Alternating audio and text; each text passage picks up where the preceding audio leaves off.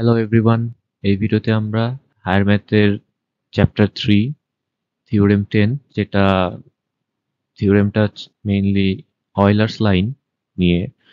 সেখানে বলা আছে আমাদের circumcentre, orthocentre and centroid of any triangle are collinear. আমার এস দিয়ে আমি বোঝাবো সার্কামসেন্টার, ও দিয়ে অর্থোসেন্টার আর সেন্ট্রয়েড, এই তিনটা একই লাইনে এক্সিস্ট করে। এই প্রুফটা আমরা এই ভিডিওতে দেখে নেব। আচ্ছা, তো সেন্ট্রয়েড বলতে আসলে আমরা কি বুঝি?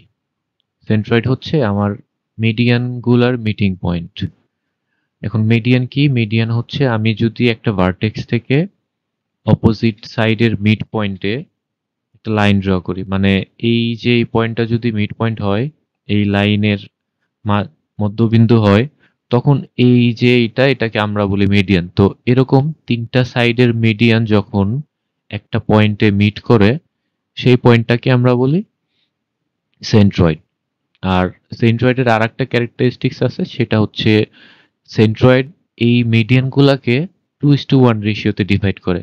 মানে আমার একটা লাইন যদি 3 সেন্টিমিটার হয়, তাহলে একটা পোর্শন হবে 2 সেন্টিমিটার অ্যান্ড আর একটা পোর্শন হবে 1 সেন্টিমিটার। দেন অর্থোসেন্টার। অর্থোসেন্টার কি?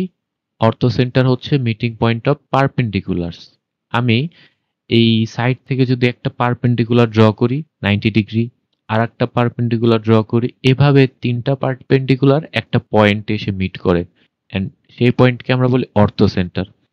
অর্থো সেন্টার মনে রাখার ওয়ে হচ্ছে, অর্থো ওয়ার্ডটার মিনিং হচ্ছে স্ট্রেইট।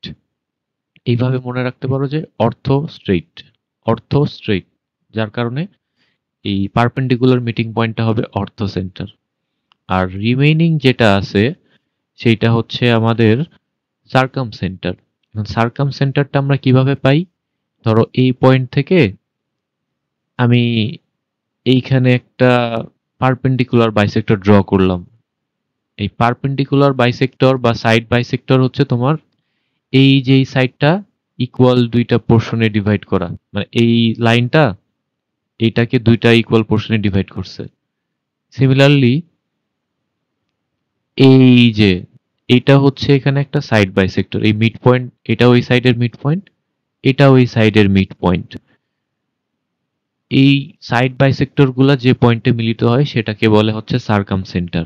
আর এই সার্কাম সেন্টার ইউজ করে আমি যদি যে কোনো একটা ভার্টেক্স পর্যন্ত রেডিয়াস নেই, ধরো কথার কথা আমি এখান থেকে এই পর্যন্ত রেডিয়াস নিছি, এইটা দিয়ে ড্র করলে আমি যে সার্কেলটা পাবো সেটাকে বলি হচ্ছে আমরা সার্কাম সার্কেল আর আউটার সার্কেল। তো সেন্ট্রয়েডটা আমরা পারবো, কারণ এইটার নামের সাথে অন্যটার কোনো কনফিউজিং নাই। তো এইটা যে হচ্ছে মিডিয়ান গুলার মিড পয়েন্ট, এইটা আমরা মনে রাখতে পারবো সেন্ট্রয়েড। ঝামেলা আমাদের হয় সার্কাম সেন্টার আর অর্থ সেন্টার নিয়ে। তো আমি যদি অর্থ মানে স্ট্রেইট এটা মনে রাখতে পারি, তাহলে আরেকটা যে রিমেইনিং থাকে আমাদের প্রুফের, এটা আমরা বাকিটা পারবো যদি দুইটা আমরা মনে রাখতে পারি। আর এই ম্যাথটার প্রুফের জন্য আমরা ইন্ডিকেট করব কোনটা, যেমন সার্কাম সেন্টার এস দিয়ে, অর্থ সেন্টার ও দিয়ে, সার্কাম সেন্টার, অর্থ সেন্টার আর সেন্ট্রয়েড জি দিয়ে ইন্ডিকেট করব। আমাদের থিওরেমের স্টেটমেন্টে বলা ছিল circumcentre, centroid and orthocentre of any triangle are collinear. এখন আমরা দেখব স্টেপ বাই স্টেপ কিভাবে আমরা ফিগারটা ড্র করব। প্রথমে একটা সার্কেল ড্র করে নিব, দেন এরকম একটা ট্রায়াঙ্গেল ড্র করে নিব, এই যে এটাই একটু এইদিকে থাকবে। দেন এখানে আমি একটা পারপেন্ডিকুলার ড্র করব বিসি সাইডের উপরে, আর এইদিকেও আর একটা পারপেন্ডিকুলার ড্র করব।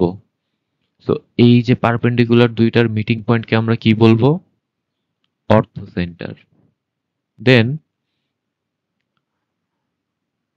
এই পি পয়েন্টে একটা মিডিয়ান ড্র করে নেব এপি। এর পরের স্টেপটা আমাদের জন্য খুবই ইম্পর্টেন্ট, এইটুক পর্যন্ত কিন্তু বেসিক ড্রয়িং। দেন আমাদের যে কাজটা করতে হবে সেটা হচ্ছে, এই যে আমার এই সার্কেলটা ড্র করছিলাম তখন যে পয়েন্টটা ছিল সেটাই কিন্তু আমাদের সার্কাম সেন্টার, কারণ এই সেন্টার থেকে আমি সার্কেলটা ড্র করছি। তুমি দেখো এখান থেকে এই ডিস্টেন্স গুলো ইকুয়াল হবে। তো এই এস পয়েন্ট থেকে পি এর উপর একটা পারপেন্ডিকুলার ড্র করতে হবে। এটা যেহেতু আমাদের একটা প্রুফ কনস্ট্রাকশন না, সো এই ড্রয়িংটা অ্যাকুরেট না হলেও চলবে, বাট আমরা যেন দেখে বুঝতে পারি যে হচ্ছে এসপিটা বিসির উপর পারপেন্ডিকুলার। এটা আমাদের সবচেয়ে ইম্পর্টেন্ট পয়েন্ট। এই এটা মনে রাখতে হবে কারণ এটাই স্পেশাল। দেন আমরা বাকি কাজটা করে দিলে আমাদের এই ড্রয়িংটা শেষ হয়ে যাবে। এস আর ওটা জয়েন করে দিব, আর এই যে যেখানে ইন্টারসেক্ট হচ্ছে মাঝখানে এই পয়েন্টটাকে আমরা বলবো জি। তাহলে এখন আমরা এইগুলা স্পেশাল নমিনেশন একটু এইভাবে সাজায় বলবো।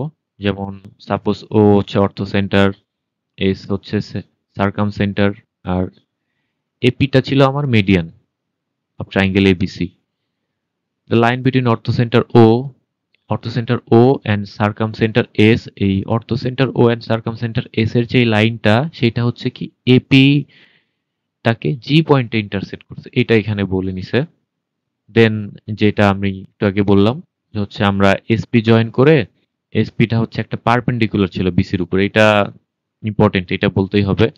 দেন তারপরে আমরা বলতে পারবো যে এইটুক জিনিসপত্র আমার enough to point prove that G is the centroid of triangle ABC. তো আমি কনস্ট্রাকশনের সময় এটা অর্থ সেন্টার ধরেই নিছি, তারপরে হচ্ছে এটা যে সার্কাম সেন্টার এটাও আমি ধরেই নিছি। এখন আমি যে স্ট্রেট লাইনটা ড্র করছি, জিটাকে যদি আমি কোনোভাবে প্রুভ করতে পারি যে হচ্ছে জি আমার সেন্ট্রয়েড, তাহলে কিন্তু প্রুভ হয়ে যাবে যে এস জি ও এই তিনটা হচ্ছে সেম লাইনে লাই করে।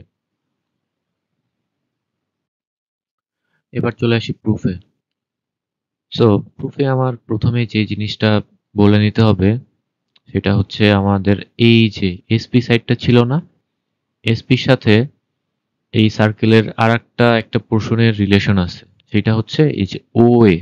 আমার এই অর্থ সেন্টার, উপরের অর্থ সেন্টার ও থেকে এ পর্যন্ত ডিস্টেন্স, আর সার্কাম সেন্টার এস থেকে নিচের হচ্ছে এই যে পি পারপেন্ডিকুলার ডিস্টেন্স। তো এদের ভিতরে একটা রিলেশনশিপ আছে। রিলেশনশিপটা কি? সেটা হচ্ছে ও এটা আমার এসপির ডাবল হবে। ও এ ইকুয়াল টু 2 এসপি। এইটা আমরা কিভাবে পাইলাম?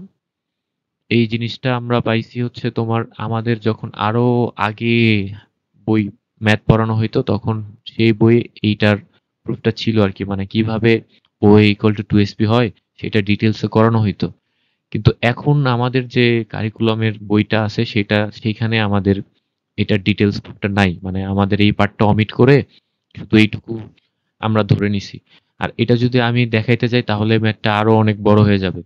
তুমি যদি এটা জানতে চাও ডিটেলসে কিভাবে প্রুফটা হয়েছে, তুমি চাইলে অয়লার্স লাইন লিখে সার্চ দিতে পারো ইউটিউবে, কিংবা তুমি আরো অনেক জায়গায় এটা পাবা হচ্ছে কিভাবে ও ইকুয়াল টু 2 এসপি হয়েছে।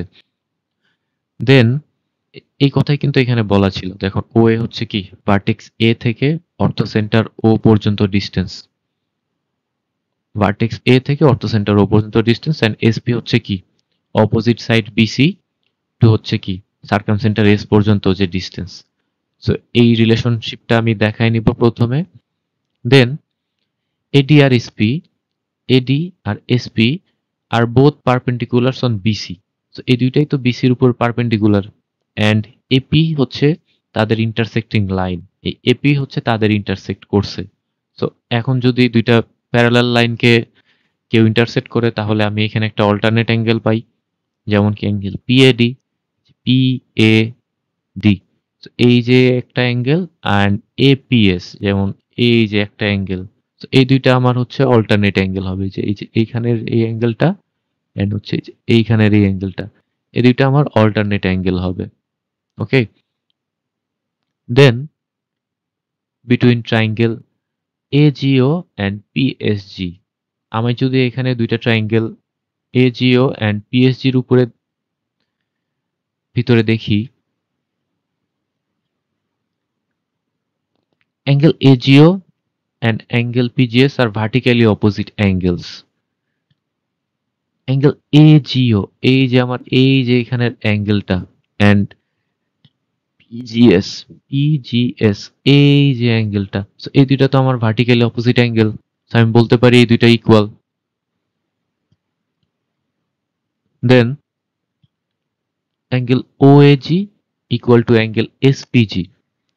ও এ জি অ্যান্ড এসপিজি। এই যে একটু আগে আমি অ্যাঙ্গেলটা দেখাইলাম না, angle PAD equal to angle APS, alternate angles. এখন এইটারই আমি একটু শর্ট করে নিছি, যেহেতু আমার এই দুইটা ট্রাইঙ্গেলে যতটুকু পার্ট ফিট হয়েছে। দেখো হচ্ছে আমার এখানে অ্যাঙ্গেল ছিল কি পিএডি, পি এ ডি।